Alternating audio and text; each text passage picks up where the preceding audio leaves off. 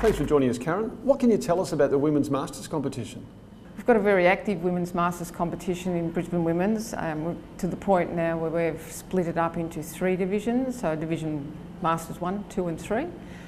We're able to grade teams that way so that some of the younger, fitter, faster teams playing in Masters 1 and some of the perhaps older and not quite so fast teams playing in Masters 2 and 3. And that way people can pick a team and a level of competition that's comfortable for them, where they can still play to the best of their abilities but they still have fun at the same time.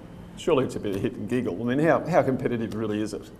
I think you find that the majority of players, whilst they enjoy the social side of the game, still are fiercely competitive and still go out on the turf aiming to win. And a representative honours at stake? Yes, Brisbane sends up to 5 or 6 teams away to the state women's titles, the vets titles. Sorry, it's called Masters now, in line with the national move to Masters.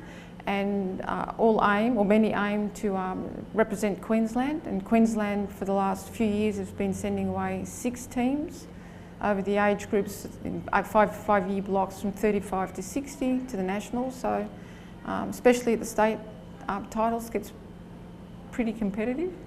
You're just going to tell me they're then going to play for Australia? Yes, we have a number of reps as well from Queensland going away to play for Australia in a tour that's going to England later in the year. And there's also a development team going to Fiji in May. And Karin, what about your own hockey career? You're still an active player, but Yep. How did it all start? I played hockey at school and moved to Queensland as a postgraduate student, not knowing anyone, joined the University Hockey Club and have been playing ever since then. I've moved clubs because uni no longer fields a Masters women's team. Took to playing goalkeeper in more recent years because my knees aren't up to running on the turf anymore. Would kill to go back and play as an inside, but that's the way it is. So now instead of hitting the ball in the back of the net, you're the one who turns around and picks it up and throws it back? Yes, in disgust mostly. And how many games would you play a season? I played 2 fixture games a week, so the fixture season's usually about 15 or 20 games per season, so that would be 30 or 40 games a season. Plus the games that you play at state titles, and if I'm good enough to get into a state team, another 6 or 7 games there. So if I add that up, that's around about 60 games in a season. And on top of all that, you're president of the Brisbane Women's Hockey Association and you're president of Hockey Queensland. That's right. What else do you do in your life other than hockey, or is it all hockey?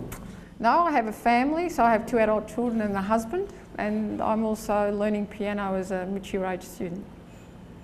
I work full time.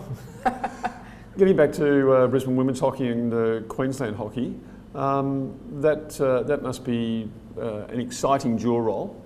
It's been a very interesting role and a very helpful role. I've had criticism in the past for having a foot in both camps. I've felt that it's been really useful knowing what one side is saying and what the other side is responding. I mean, I call it sides, but to see life from the two different perspectives and ensure that it works for both an association and for Hockey Queensland. And of course with Hockey Queensland, it's not just women as it is in Brisbane, it's also the men's and the elite programs and the women's elite programs. That's right, Hockey Queensland takes in the whole gamut of hockey from participation to elite representation. I like to think we do much the same at Brisbane as well, because even though Brisbane Men and Brisbane Women are 2 separate organisations, we work very closely together on things like fixtures, like televising games. The management of this complex is run by a joint body. Our grand final days are shared. We do a lot of things together. And how, as a state, in terms of success and administration and so forth, how do we compare to the Victorias and New South Wales, Western Australias of the world? Certainly on a number of facets we're there with the leaders. We have similar sorts of player numbers to Victoria, beaten really only by New South Wales. We're competitive at national teams level, so certainly the performance objectives for Hockey Queensland are for its national teams to finish in the top 3 placings of the national titles, and we generally achieve that, with some exceptions. We have a goodly percentage of nationally accredited umpires. We're certainly building up our technical officials as well, and we have accredited coaches, so we're there with the leaders in all angles of the game. Well, you referenced there that in Queensland we have about the same number of players as Victoria. Of course, we have a much smaller population base of Victoria, but geographically the states are so different. How does that present a challenge to your role? It's a challenge and a bonus if you look at it from different angles. The regional centres in Queensland are very strong, and I think they've been one of the strengths of hockey in Queensland. And parochial? Oh, very parochial at times, but vested interests, look after themselves, but produce good players and manage the coaching, the managing, the tech officials, the umpire development at the same time. Hockey Queensland looks to supporting those regional centres in governance, administration, part funding of the regional coach director network, members forums twice a year. So whilst the day-to-day is very much managed at the regional level from a strategic planning and a forward-looking perspective, that's led by Hockey Queensland. And is it fair to say that an 8-year-old girl starting out playing hockey in, say, Cairns has the same opportunity to play for Australia as they do in Brisbane?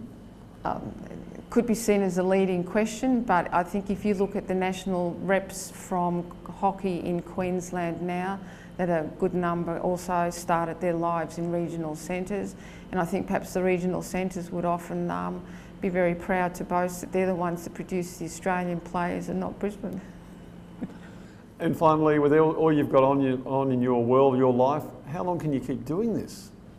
Oh, I'm certainly looking to the downhill run now rather than the uphill run. I wanted to get Brisbane women in a strong position, or in a stronger position, before I step down there.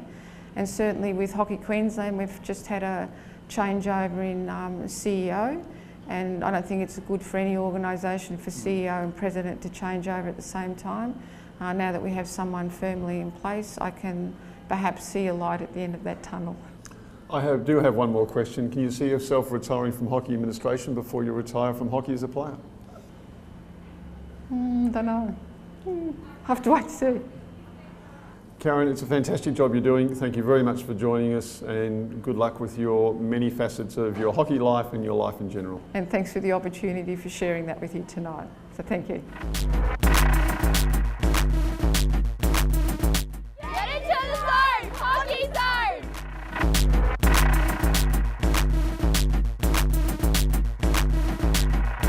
Get into the zone, the hockey zone.